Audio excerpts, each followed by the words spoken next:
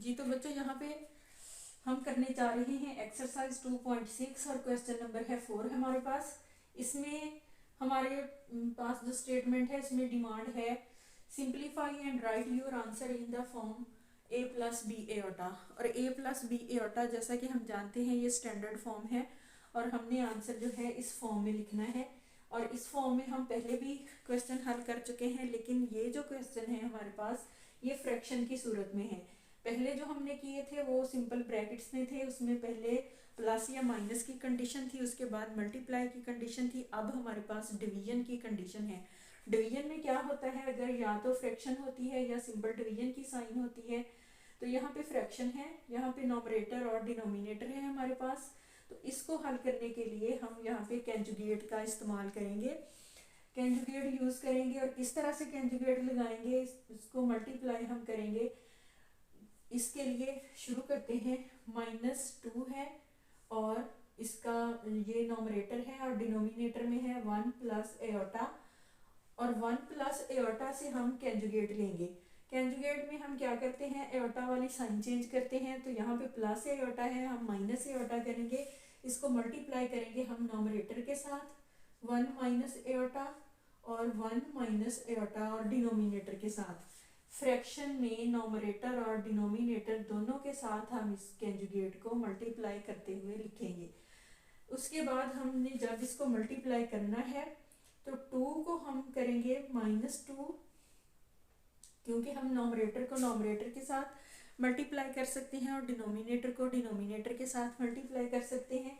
इस तरह से -2 इंटू 1 माइनस एओटा, ये हमारे पास नॉमरेटर है। डिनोमिनेटर में हमारे पास जो स्टेटमेंट्स हैं वो सेम है, लेकिन उनमें जो साइन है वो है प्लस या माइनस की। अगर इस तरह से कोई फॉर्म हमारे पास आ जाए, अगर वो ये एग्जांपल मैं देती हूँ यहाँ पे, अगर वो a प्लस बी और a माइनस बी की फॉर्म में हमारे पास हो, ये फॉर्मूला है, हम इसे किस तरह से क्लोज कर सकते हैं। तो हम इसे मल्टीप्लाई करते हुए a square minus B square shape में क्लोज करेंगे। इस फार्मूले का हवाला अगर हम चाहें तो यहाँ पे लगा सकते हैं, यहाँ पे लिख सकते हैं हम साइड पे।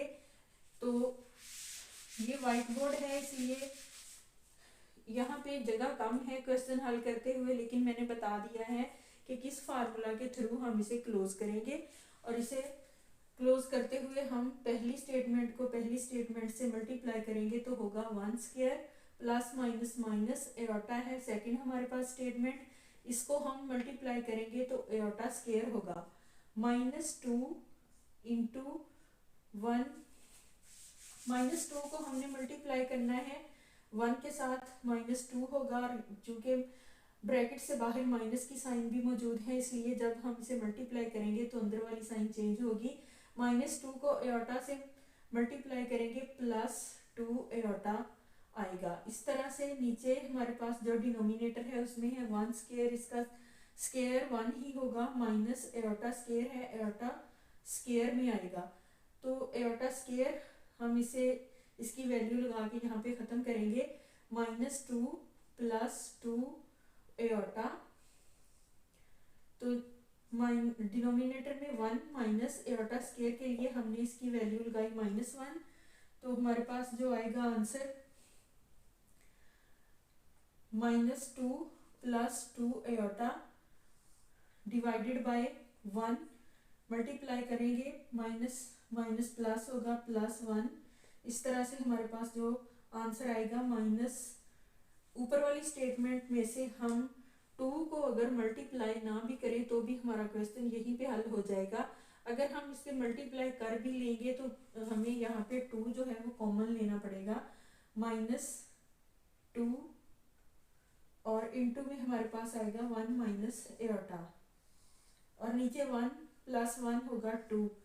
इस तरह से आंसर जो है हमारा ये सामने है, यहाँ पे हमने फ्रिक्शन को खत्म कर सकते हैं, हम 2 को 2 के साथ रिड्यूस कर सकते हैं और जो आंसर हमारे पास आएगा फाइनल वो होगा -1।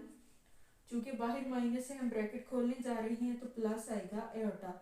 ये होगा हमारा फाइनल आंसर इस क्वेश्चन के लिए। यहाँ पे मैंने एक स्टेप को डबल किया है, यहाँ अगर हम ना भी करें तो हम इसे वैसे भी हल कर सकते हैं। 2 को हम इस ब्रैकेट के साथ ना मल्टीप्लाई करें तो भी हमारा आंसर जो है वो आ जाएगा। अगर हमने मल्टीप्लाई कर भी लिया है तो हम इसे दोबारा से कॉमन ले सकते हैं, और 2 जो है कॉमन इसलिए लेंगे कि क्योंकि डिनोमिनेटर में भी हमारे पास 2 का डिजिट है और 2 को 2 के साथ हम रिड्यूस कर सकते हैं। इस तरह से ये final answer -1 plus iota standard form में है। उसके बाद है हमारे पास क्वेश्चन नंबर 2। उसमें ये भी एक फ्रैक्शन है, इसको भी हम कैंजुगेट से ही हल कर सकते हैं। इसमें है 2 + 3 एटा और इसका डिनोमिनेटर है 4 - एटा। कैंजुगेट हम बनाएंगे इसको एटा वाली साइन को चेंज करते हुए 4 + एटा डिवाइडेड बाय 4 + एटा। डिनोमिनेटर और नॉमरेटर दोनों को हमने इस कैंजुगेट से मल्टीप्लाई करना है। मल्टीप्लाई करने के लिए अब ये डबल हमारे पास आ गई है स्टेटमेंट। इसको हम वर्टिकली हम इसे हॉरिजेंटली लिखते हुए ही मल्टीप्लाई करेंगे। 2 × 4 + एटा plus 3 Etah × 4 + Etah divided by, इसी तरह से अब ये 4 - एटा 4 + एटा, इसमें हम फिर हवाला दे सकते हैं a + b × a - b, ये इज इक्वल होता है a² - b² के। इस तरह से इस फार्मूले के थ्रू हम इसको मल्टीप्लाई कर सकते हैं। तो यहाँ होगा 4² माइनस होगा एटा स्क्वायर। 2 को हमने ब्रैकेट में मल्टीप्लाई किया, 2 को 4 से मल्टीप्लाई किया 8 प्लस 2 को एटा से मल्टीप्लाई किया 2 एटा, 3 को 4 से मल्टीप्लाई किया 12 एटा, 3 को एटा से मल्टीप्लाई किया 3 एटा स्क्वायर। डिनोमिनेटर में हमारे पास 4 का स्क्वायर आएगा, डिनोमिनेटर में 4 स्क्वायर हमारे पास आएगा 16 माइनस एटा स्क्वायर में होगा। इसके बाद हम अगले स्टेप को सामने लिखते हैं 8 2 एटा प्लस 12 एटा, यहाँ पे प्लस होगा 14 एटा प्लस 3 एटा स्क्वायर के लिए -1 वैल्यू लगाएंगे। इसी तरह से 16 माइनस एटा स्क्वायर की हमने वैल्यू लगाई -1। यहाँ पे 8 प्लस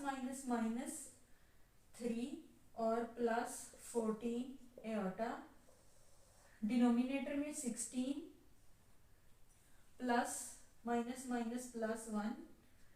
इस तरह से 8 में से 3 माइनस हो गया, यहाँ पे आया 5 प्लस 14 एटा डिवाइडेड बाय 16 के साथ हमने 1 को प्लस किया, आंसर आया 17। अब हमने आंसर लिखना है स्टैंडर्ड फॉर्म में। तो ये हमारे पास एलसीएम है 17। अब एलसीएम हर स्टेटमेंट के लिए डिनोमिनेटर ये 1 है और ऊपर नोमरेटर हमारे पास 2 है। 2 नोमरेटर्स के लिए ये डिनोमिनेटर 1 ही होगा। हम इसे सेपरेट करके लिखेंगे तो यहाँ पे आएगा 5 divided by 17 plus 14 divided by 17 एटा, ये होगा फाइनल आंसर। तो ये था क्वेश्चन नंबर 2 और इसका हल सेट हमने अभी जो हल किया है ये स्टैंडर्ड फॉर्म है और ये कंप्लीट है और ये आंसर बिल्कुल ठीक है। उसके बाद हम क्वेश्चन 3 हल करते हैं।